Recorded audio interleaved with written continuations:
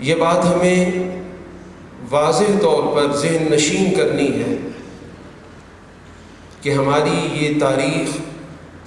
دراصل ہماری ہی تاریخ ہے۔ کتنے ظلم کی بات ہے کہ انگریز نے یہاں پہ آ کر کسی اور مذہب کے ماننے والوں کے اقتدار کو ختم نہیں کیا، مسلم اقتدار کو ختم کیا اور اپنا نوآبادیاتی نظام یہاں پر مسلط کیا۔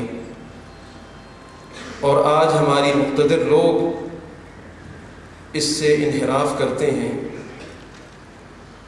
تو سب سے پہلے ہمیں اپنی تاریخ کا صحیح شعور اور ادراک ہونا چاہیے کہ ہمارا دشمن کون رہا ہے، دشمن کون ہے، اور مستقبل میں اس خطے کو کن طاقتوں کی طرف سے مسائل درپیش ہیں۔ جب تک ہمیں دشمن کا صحیح ادراک نہیں ہوگا، ہمیں پہچان نہیں ہوگی، تو حقیقت یہ ہے کہ ہم اپنے دشمن کو دوست سمجھتے رہیں گے اور اس طرح اپنی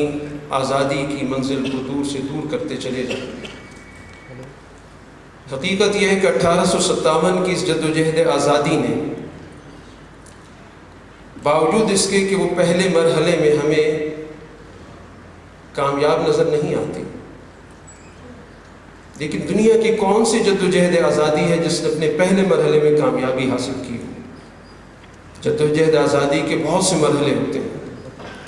اور ہر مرحلہ اگلے مرحلے کے لیے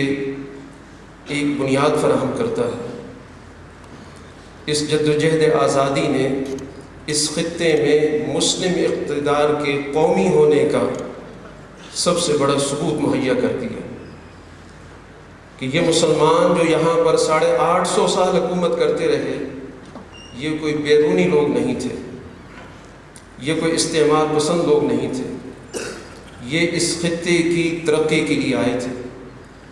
اسی خطے میں رہے، یہیں پر ان کی زندگیاں بسر ہوئیں، یہیں خاک نشین ہوئے، اسی کے لیے قربانیاں دیں۔ یہ اس جدوجہد آزادی سے ثابت ہوا کہ مسلمانوں کا اقتدار در حقیقت اس خطے کی ترقی کا پیغام تھا،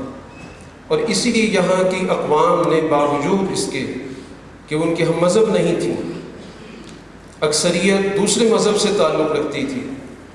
لیکن انہوں نے اس اقتدار کو دل و جان سے قبول کیا۔ نہ صرف قبول کیا بلکہ جب اس اقتدار کو خطرات لاحق ہوئے تو اس کی حفاظت کے لیے جہاں مسلمانوں نے قربانیاں پیش کی، وہاں پر آپ کو غیر مسلموں کی بھی ایک بہت بڑی تعداد